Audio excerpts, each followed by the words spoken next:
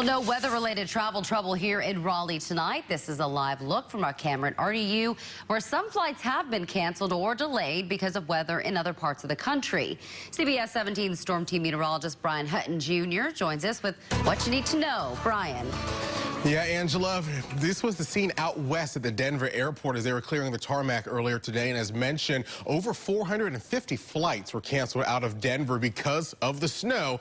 And depending on where you're traveling, you may have to deal with the same storm system. It's wreaking havoc all across the country. In fact, we have 3 different types of weather that's going on nationwide. Winter weather across the Intermountain West. This will stretch into the Great Lakes region tonight into tomorrow. Windy weather out ahead of that. They'll be heading in our direction, as Wes mentioned, as we head into your Wednesday. And severe weather across the deep south today.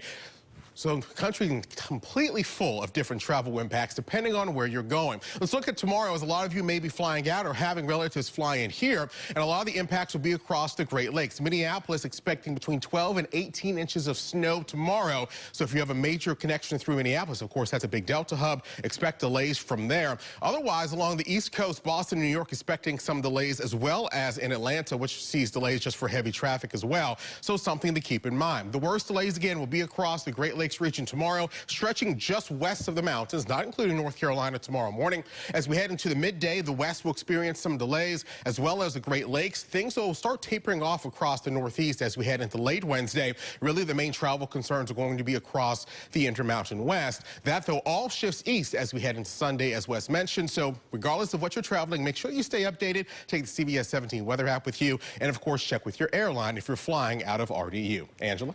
All right, Brian, thank you. And as Brian said, you can keep up on the weather forecast wherever you go over the long holiday weekend. Just use the CBS 17 news and weather apps. If you're driving, you can also get our real-time traffic maps. Those are very helpful.